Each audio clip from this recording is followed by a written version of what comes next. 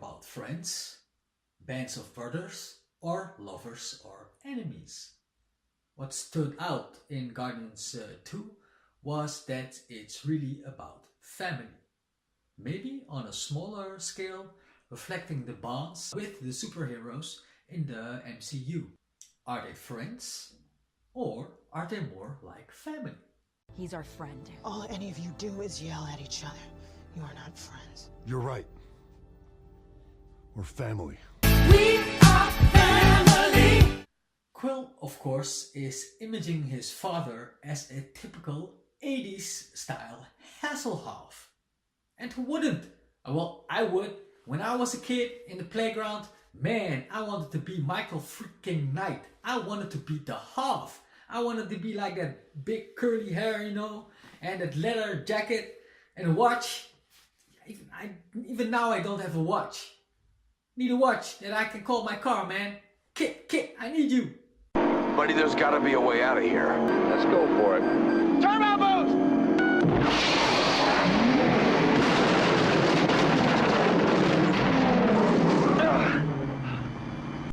Yeah, man. The Half. It's a typical thing for an orphan to do. Idealizing the parents that is not there. Now imagine his surprise when his dad is actually a planet and turns out to be evil. I said give me a break. Get off of my back, damn it! I didn't learn parenting. My daddy was a planet! I was like, what? A planet? How? This is strange, man. It is strange. It sounds strange. My name is Dr. Stephen Strange, and I have some questions for you. Not that strange, but it's weird, man. But okay, let's just roll with it. What did you guys think of Peter Quill's dad being a planet? Was it a good move or a bad one? Please leave your comment in the section below. However, I will say that a lot of movies tap into daddy issues. This is also one of them. We already know about Peter Quill's mom, and this story is about his dad. Ever since the first Star Wars, daddy issues has traversed universes and ignited space battles. So that's nothing new. In fact, in some way, it may be a parody. Oh shit! No, please, no, not that! Yes, that.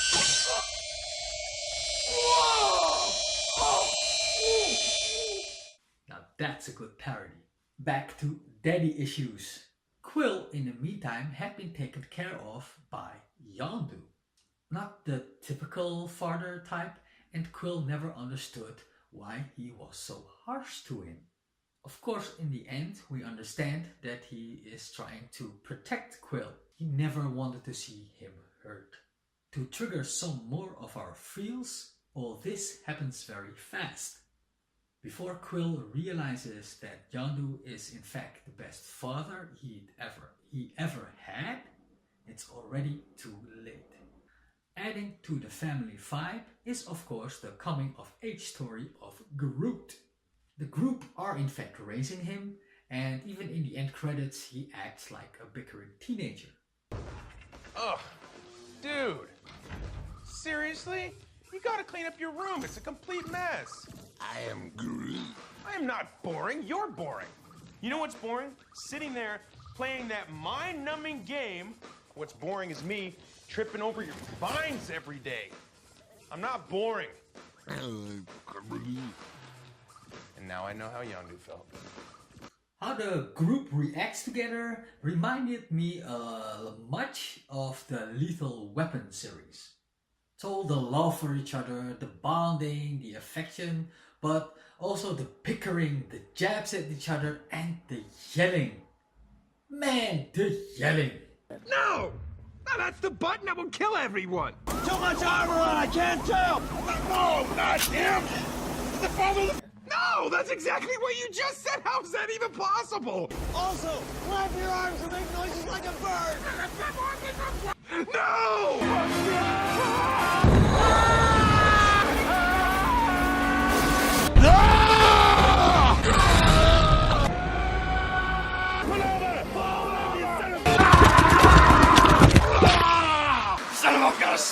his eyes down through his nose. Twice.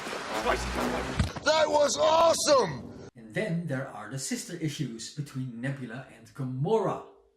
Which brings me to the other main theme of this movie, psychology. If you needed a bigger clue that this movie is about psychology, Quill's father, who is a planet, is called Ego. Of course, the concept of ego was laid out by psychology's founding father, Sigmund Freud. Now then, Racco, let's you and I talk, Okay. Good. What's on your mind? My hat. Ego, played by Kurt Russell, who is a celestial, but a planet called Ego. It's not very subtle, but they probably wanted to be in our face like that. Back to Nebula and Gamora. Gamora, named after the biblical city of sins. She's the last of her species and she has daddy issues. Because she is adopted by Thanos. And Nebula, also adopted by Thanos. Was she named after those pretty clouds of stars in the universe? Or has she also a clouded past? In the first Guardians of the Galaxy, we see Nebula as a nasty sister. In this movie, we see a lot more layers and how they act upon it. What this movie is trying to tell us, there is always a reason behind someone's behavior. Nebula may act like a biatch, but when we see what she's been through, it's quite understandable. Daddy and sister issues, always the weak one, always being compared and having to compete with the other sister. Yondu may also act rough around the edge, as well as Rocket Raccoon, but we discover that they're both keeping up this front. They protect themselves from hurt and harm, especially after the things they have been through. They both have huge self-reflective moments when they see themselves mirrored in each other. We get to understand why both act this way. The rough exterior with the soft inside. That Drax man, oh, what a contagious laugh he has. Can I pet your puppy? Yes.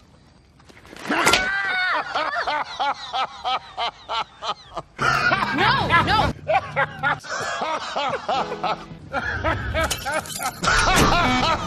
That is called a practical joke.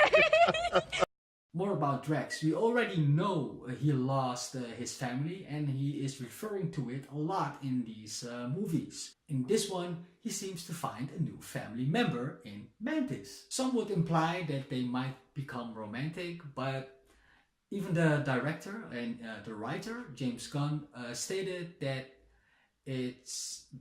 they are best friends and nothing more than that. There is clearly a healing quality to their bond, because Drax cannot express himself very good, and Mantis possesses a wide range of emotions. Well, she becomes his emotional proxy by this way.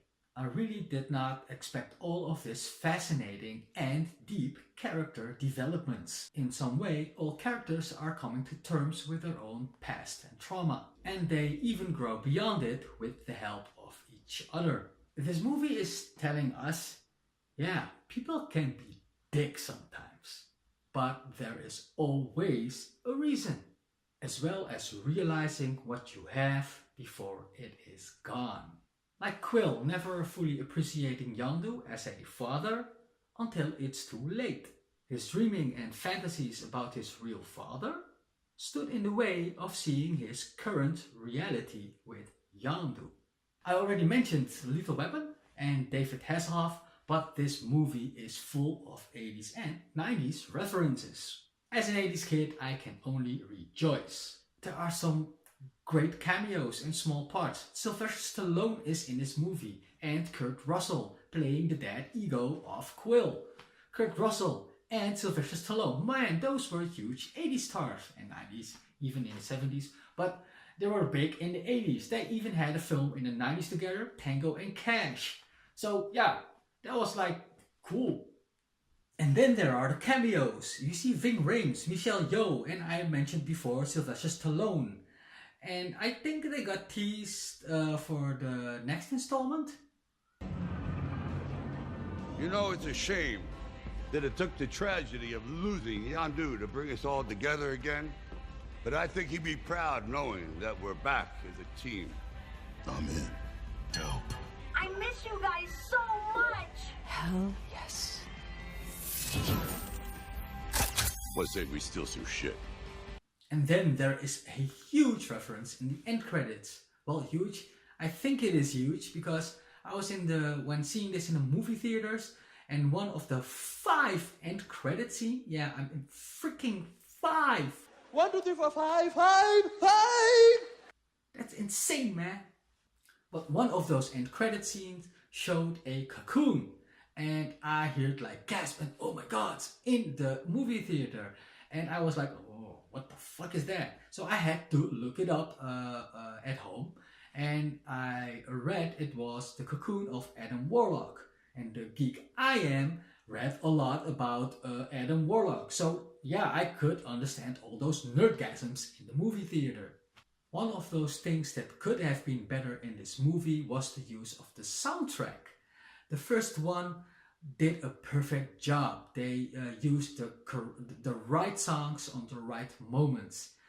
Here the soundtrack was okay. It was not bad. It was very melancholy soundtrack for a very family kind of feel, and it was okay, but it was not as great, so perfect and awesome as the first soundtrack. So the awesome volume mix number 2 was not great in my opinion. The song I liked was the song that they created themselves. You also they have a movie clip with it, and you also hear and see a little bit of the song in the end credits with David freaking Hasselhoff. Just remember, we are Groot. All in all, this movie was very good. Not as perfect as the first one in my opinion, but it was entertaining and surprisingly very deep. I give this movie an 8 out of 10 stars. Thanks for watching Dr. Video's Marvel Reviews. Please take your medicinal prescription from the red button down below. Could you tell me, Groot, which button to press? I am Groot. I am Groot. Uh-huh. I'm Groot. Yeah. You look like Mary Poppins. Is he cool? Hell yeah, he's cool. I'm Mary Poppins, y'all.